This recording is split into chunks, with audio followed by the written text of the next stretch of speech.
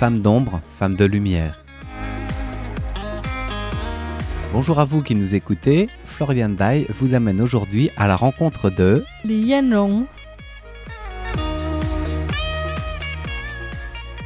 Bonjour et bienvenue dans l'émission Femmes d'ombre, femmes de lumière, de nouveau cette semaine en compagnie de Li Yanrong.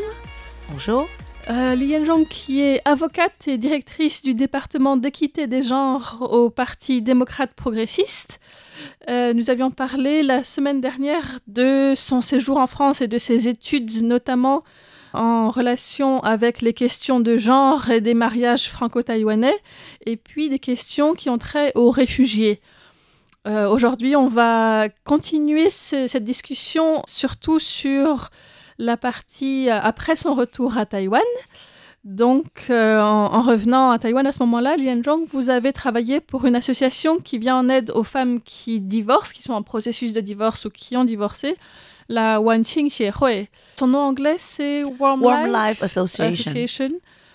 Et donc, à ce moment-là, en fait, en tant que jeune femme diplômée, qu'est-ce que ça vous a apporté d'observer toutes ces histoires de couples qui se séparent, en fait, quand vous étiez dans une situation de vie assez différente ? D'accord. À l'époque, on voyait que les femmes, divorçaient au sein de notre association. Parce que c'est Wanqing Xiehui.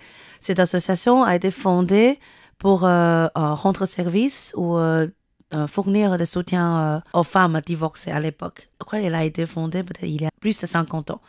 Et le divorce est vraiment très mal vu à Taïwan parce que tout le monde la famille pensait qu'ils perdaient de la face parce que leur fille est divorcée. Mais j'ai quitté l'université en 2002. À l'époque, j'avais dans ma vingtaine et le divorce était un peu mal vu, mais beaucoup mieux qu'il y a 50 ans. Mais pour certaines femmes, elles avaient toujours cette difficulté de parler de divorce, parler de leur idée ou la préparation de divorce avec la famille, parce que la famille n'est pas forcément très chaleureuse avec cette idée que leur fille allait divorcer. Donc, cette association leur donnait un espace libre, un espace chaleureux pour partager leurs idées, partager leurs douleurs, partager leur vie avec les autres qui avaient la même expérience. Et en anglais, on disait ça comme sisterhood. Je crois mais peut-être il y a un mot similaire. En français, on parle de sororité. Sororité, d'accord. Le sisterhood, sororité, pour les femmes qui partageaient la même expérience, ou l'expérience similaire, pour être ensemble et livrer leur discours, comme ça. Mais ce n'était pas votre expérience, vous n'étiez pas en train d'avoir un divorce à ce moment-là. Exactement. À l'époque, si vous me demandez ce que j'avais appris de leur expérience, c'est que le mariage, il faut le nourrir. Le nourrir dans le sens où on doit, par exemple, essayer de faire des choses positives ou essayer de respecter votre époux, votre épouse. Et aussi, il faut prendre soin d'eux, aussi prendre soin de vous-même. Parce que le mariage, c'est comme un petit enfant, on doit le nourrir, si vous voulez. Donc, pour l'épanouissement au sein du couple, il faut nourrir votre mariage. Vous êtes maintenant avocate de famille, donc vous êtes restée beaucoup à travailler en lien avec... Je fais beaucoup de divorces tous les jours. Et comment vous voyez ces difficultés rencontrées par les couples taïwanais ? Qu'est-ce qui pousse les gens à se séparer, en fait ? À part les différences personnelles, la raison la plus fréquentée pour les gens qui divorcent, c'est en fait l'égalité de genre. Pour certains, surtout les hommes, ils ont du mal à s'adapter à ça. Parce qu'à l'époque, les hommes, qu'est-ce qu'ils faisaient ? Ils donnaient l'argent à leurs femmes et leurs femmes s'occupaient de tout, les enfants compris. Mais maintenant, on demande aux hommes de prendre soin de famille de manière psychologique, de manière, par exemple, sentimentale.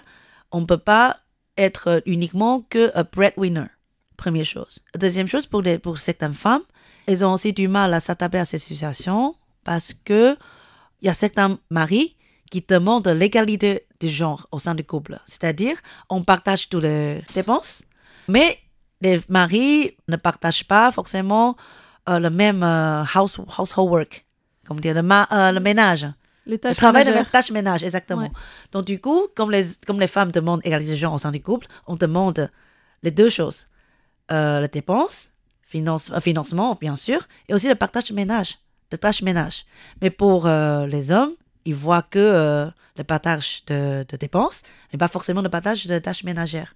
Donc, c'est-à-dire, jusqu'à maintenant, à Taïwan, c'est toujours les femmes qui s'occupent plus de tâches ménagères et aussi de soins des enfants. C'est toujours comme ça, maintenant. Donc, du coup, je crois qu'il y a un sondage fait par le ministère du Travail.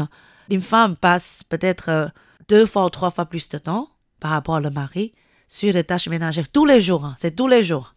Donc, c'est dur hein, parce que pour les femmes qui travaillent. Hein, tous les jours, c'est la pression de votre supérieur. Tout le travail, il faut finir avant qu'on aille chercher les enfants à l'école. Et aussi, au sein de certains, je ne peux pas dire la plupart, mais au sein de certaines entreprises, l'ambiance n'est pas forcément très pour les femmes qui ont des enfants. Ou pour femmes, pas uniquement les femmes, aussi pas forcément très friendly, très amical, on dit ça? Très accueillante. Très accueillant, très amical pour les gens qui ont des enfants. Par exemple, si mon enfant a eu une flu, Le rhume. Voilà, ou changbingdu. Changbingdu, je ne sais pas comment on dit en français, mais c'est une sorte de grippe qui est vraiment très contagieuse au sein de petits-enfants. Et selon la régulation taïwanaise, gouvernementale, une fois qu'il y a 2 enfants dans une classe à cette grippe, hein, c'est le 16 jours sans école. Hein. 16 jours sans école, une semaine sans école. Donc, du coup, c'était vraiment difficile pour les jeunes parents qui doivent garder exactement les enfants. balancer, trouver cet équilibre entre le travail et la famille. Donc, c'est difficile. Mais parfois, si jamais il y a un stop temporaire au sein des écoles, c'est souvent des femmes qui demandent le leave hein, pour s'occuper des enfants à la maison parce que les hommes, ils gagnent plus que les femmes. Donc, le coût, si vous voulez, le coût pour demander un leave au sein de couple, c'est bien sûr, c'est la femme parce que le coût est moindre. Donc, du coup, tout ça, c'est très complexe, mais au fur et à mesure, il y a quand même, vous sentez forcément un certain déséquilibre psychologique parce que c'est toujours moi qui faut des sacrifices. Mais si le mari ne montre pas forcément assez de gratitude par rapport à leur femme, et au fur et à mesure, ce déséquilibre psychologique augmenterait. Et puis, un jour, comme la femme est déjà, comment dire, elle en a marre, elle en peut plus. exactement, elle en a marre et elle pourrait éventuellement commencer le processus de divorce. Ça, c'est la première chose. Et la deuxième chose, c'est que aussi la relation extra-conjugale. Ça, c'est aussi une raison assez courante pour les gens qui cherchent le divorce parce que la relation extra-conjugale, c'est quand même pas très accepté. Aussi, il y a une certaine responsabilité civile pour ça, en fait. C'est différent par rapport en France. Hein. Si je ne me trompe pas, en France, si vous avez eu une relation extra-conjugale, vous n'avez pas de responsabilité civile pour de compensation. Mais à Taïwan, c'est quand même une... ça reste puni par la loi? Non, pas punible. Mais par exemple, si jamais le mari a une relation extra-conjugale, la femme pourrait assigner le mari et aussi sa petite amie ou son petit ami pour demander compensation civile. Oui. D'accord. Oui, j'avais entendu dans un autre podcast que vous expliquiez que parfois, les divorces peuvent avoir lieu soit quand les 2 personnes sont d'accord de divorcer, mais parfois l'une des 2 n'a pas envie de divorcer. Et du coup, c'est plutôt dans ces cas-là qu'on fait appel à vous, par exemple, parce qu'il faut trouver une justification pour demander au tribunal le divorce. Oui, à Taïwan, en fait, on n'a pas encore eu le système de séparation juridique. On dit séparation juridique ou séparation légale. Donc, toutes les séparations n'ont pas effet juridique automatiquement. Donc, maintenant, si vous voulez divorcer, mais votre époux n'est pas d'accord, il faut passer par le tribunal. Mais maintenant, on a un système qui marche plus ou moins bien, c'est la médiation. Médiation au sein du tribunal. Parce que maintenant, à Taïwan, la section familiale de tribunal de première instance, ils encouragent des gens de divorcer, passer par médiation. Médiation, c'est-à-dire on a un médiateur bien entraîné pour contacter ce genre de médiation au sein du couple. Si jamais vous voulez divorcer, mais votre mari ou votre femme n'est pas d'accord, mais on essaie de trouver un milieu. Un milieu pour... Un accord entre les un deux accord personnes. entre les deux personnes. Mais en fait, à mon avis, de ma propre expérience, c'est que pour ceux qui ne veulent pas divorcer, il y a deux situations. Le premier, c'est que je veux vraiment pas divorcer. Je suis pas d'accord. Je veux rester mariée. Je l'aime encore. Je veux quand même rester, que ma famille reste, soit, disons, intacte. Mais je veux pas divorcer. C'est la première situation. Deuxième situation, c'est que il ou elle, il veut quand même divorcer, mais il veut divorcer sous ses conditions. Donc, c'est-à-dire, ces conditions, soit l'argent, soit les enfants. En tant qu'avocat, il faut distinguer ces deux situations et essayer de convaincre mes clients, essayer de trouver un juste milieu ou un accord, même si vous n'êtes pas complètement satisfait de cet accord, mais vous pouvez éventuellement l'accepter. Parce qu'il n'y a pas un divorce 100% satisfaisant, c'est pas possible. Donc, du coup, il faut qu'on trouve un compromis. Exactement, compromis. Donc, Ouais. c'est pour l'intérêt de personne, en fait, l'intérêt des enfants aussi. Parce qu'il y a beaucoup de gens qui disent qu'ils ne veulent pas divorcer parce qu'ils veulent donner une famille intacte pour leurs enfants. Mais pour les enfants qui vivent avec des parents Qui se qui se disputent disputent beaucoup, qui ne sont pas heureux, qui se gueulent tout le temps, c'est pas forcément bien pour la psychologie et aussi le bien-être des enfants, en fait. Donc, du coup, de temps en temps, en tant qu'avocat, je dois aider mes clients à voir ce qu'ils sont en train de vivre et aussi c'est ce que leurs enfants sont en train de vivre. C'est pas évident de vivre avec deux parents qui se parlent même pas. Le silence à la maison, c'est pas forcément bien pour les enfants, en fait. C'est sûr. Ouais. En fait, c'est presque un travail de psy que vous faites plus que d'avocate. Un petit peu, oui, c'est vrai. C'est ça qui fait mon métier intéressant parce qu'on parle beaucoup que l'intelligence artificielle pourrait éventuellement remplacer la profession d'avocat. Mais, en tant qu'avocat de droit de famille, à mon avis, c'est le seul métier, c'est la seule spécialité branche qui ne serait jamais remplacée par l'intelligence artificielle parce qu'il y a beaucoup de côté humain dans ce qu'on fait tous les jours.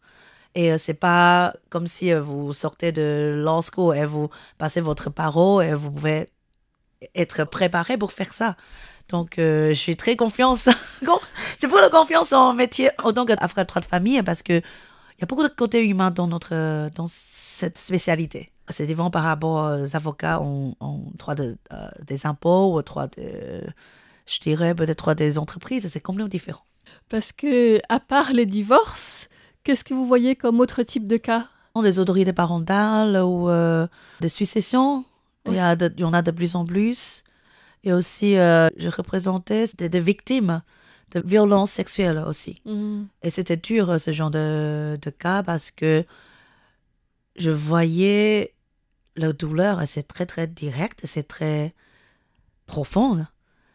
Même si et c'est difficile de gagner ce genre de cas au sein du tribunal, parce que en général, la violence sexuelle a eu lieu dans une situation où il n'y avait que de victimes et agresseurs. Donc, c'est difficile de trouver des preuves pour prouver que ça se passait effectivement. Parce qu'en général, le procureur ou le juge demande des preuves à part de déclaration de victimes.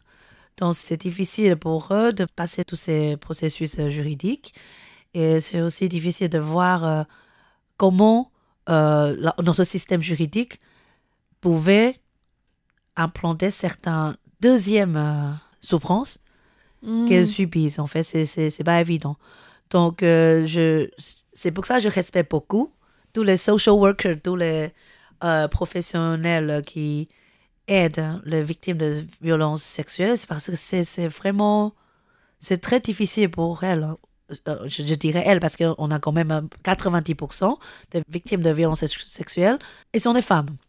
Mais maintenant, il y a de plus en plus de victimes qui sont des hommes, mais la femme constitue quand même la part majeure des victimes. Donc, pour elles, c'est vraiment difficile. Même si leurs agresseurs sont condamnés, leur souffrance, ça prenait peut-être une dizaine d'années, même plus, hein, pour qu'ils soient enfin, comment dire, aient leur peace. Leur paix, qu'elles retrouvent une fois. fois. Exactement. Donc, c'est difficile. Même en tant qu'avocat, c'était difficile pour moi aussi de voir dans quelle souffrance qu'elles étaient. Donc, maintenant, c'est pour ça que je prends de moins en moins ce genre de cas, parce que pour moi, c'est aussi c'est assez lourd, psychologiquement, oui. Donc, vous choisissez aussi les cas avec lesquels vous vous sentez suffisamment à l'aise ou pas? Je n'ai pas forcément choisi le cas pour des victimes de violences sexuelles. J'ai des cas à travers des ONG que travaillais avec. D'accord. Ce sont des ONG qui aident spécifiquement les victimes de violences sexuelles ou violences conjugales. Sinon, je n'aurais pas touché ce genre de cas moi-même, oui. Ou les personnes ne vous contactent pas directement non plus? Si. Il y en a, mais pas beaucoup, en fait. D'accord. Oui. Est-ce qu'il y a quelque chose encore que je n'ai pas demandé qui vous semble important à partager? Pas vraiment, mais je suis contente d'avoir cette opportunité de parler autant français. Hein. Peut-être, je sais pas. Oh, ça fait très très longtemps que je parle pas autant français, mais merci de me donner cette opportunité. Je suis ravie d'être là. Merci d'être venue, en tout cas. Merci beaucoup. Merci Floriane. Merci. Merci Yan-Long. Au revoir. C'était Li Yan-Long au micro de Femmes d'ombre, Femmes de lumière. Merci de votre écoute et à bientôt.